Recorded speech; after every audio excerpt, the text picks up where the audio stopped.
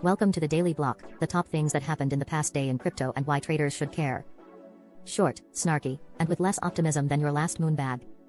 Shibarium bridge exploit, about $2.43M siphoned. Shib and Doge puked. Shibarium's bridge got hit by what looks like validator/key manipulation mixed with a flash loan style vector, and on-chain sleuths put the damage at roughly $2.443 million. The team paused the bridge and claimed built-in safeguards limited the hit, but markets did what they do. Shib and Doge dumped hard and liquidity evaporated into panic sells. Expect forensic threads and we'll reimburse theater while wallets go quiet. Why it matters for traders. Bridge exploits create instant liquidity shocks and forced selling. If you touch meme coins or any bridge exposure, volatility and listing drama are incoming. Risk/counterpoint. Pausing the bridge and potential reimbursements can limit long-term damage. Smart money may treat this as a wash if the team proves solvency. Moving on.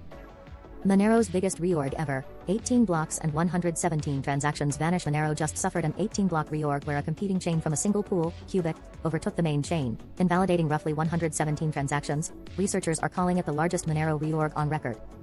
XMR briefly pumped on weird order flow and then retraced as the community started screaming about checkpoints, consensus tweaks, and the return of 51% fears. It's now a heated debate between purists who hate checkpoints and pragmatists who want network safety. Why it matters for traders. Privacy coin security events can trigger exchange freezes, delists, and wild liquidity moves. Watch XMR order books and withdrawal availability closely.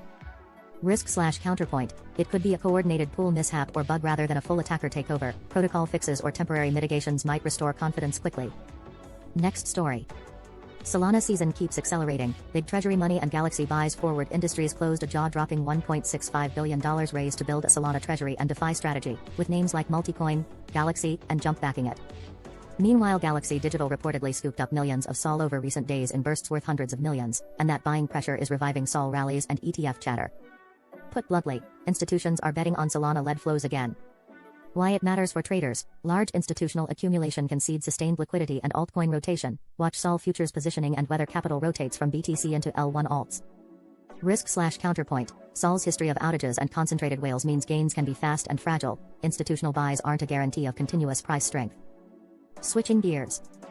Bitmine immersion drops a crypto bomb, $10.77 billion treasury, 2.15M ETH public miner/treasury. Bitmine announced $10.771 billion in crypto and cash holdings, including a staggering 2,151,676 ETH, 192 BTC, and $569 million cash. They're literally marketing it as the world's largest ETH treasury. The stock and company narrative are now built on an Ethereum supercycle thesis, so every quarterly filing or ETF rumor will hit both BMNR and ETH hard. Why it matters for traders. A public corporate ETH treasury of that scale is a structural demand signal. Expect volatility around BMNR filings and potential OTC bids for ETH. Risk/counterpoint. Huge treasuries can also mean forced selling if the company needs liquidity or if market sentiment flips. Concentration risk and custody questions add another layer of execution risk. On to the stablecoin wars. Tether announces Use It, a U.S. compliant dollar stablecoin play. Tether unveiled Use It, pitching a Genius Act compliant, U.S. targeted stablecoin and waving a flag that it's serious about an onshore product backed by U.S. advisors and compliance trappings. It's Tether trying to evolve from offshore chaos to a more regulated on-ramp for Uncle Sam's markets.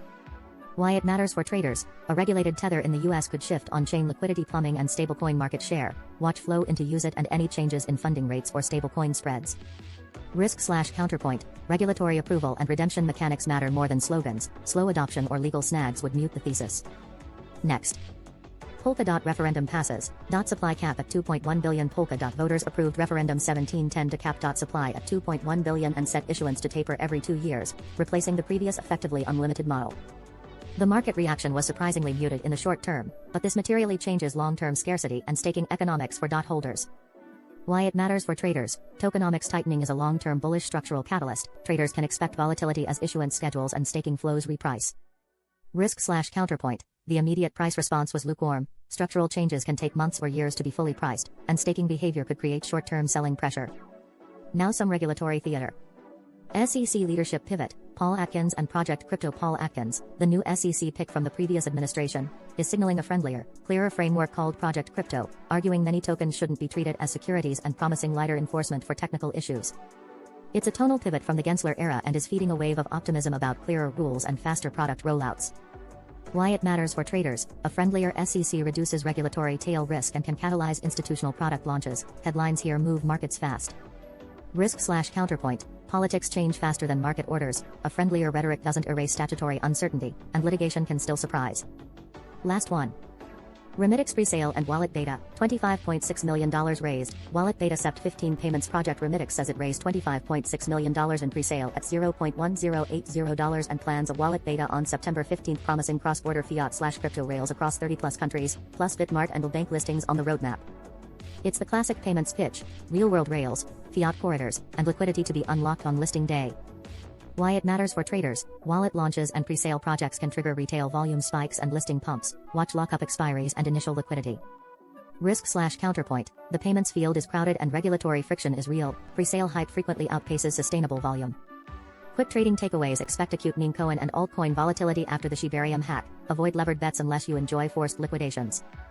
ETH's structural demand story just got louder with massive corporate treasuries. Monitor flows off exchanges and futures positioning.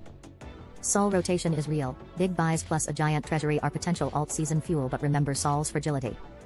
Security events like Monero's reorg and the Shibarium exploit mean exchanges may pause withdrawals fast. Keep liquidity and counterparty risk top of mind. Regulatory tone shifts. Atkins and Tethers use it, are a multi-week macro catalyst. Positive headlines juice risk assets, but legal speed bumps can still blow them out. Subscribe for the daily dose of market chaos, hot takes, and on-chain receipts. That's today in crypto, where the gains are imaginary and the pain is real.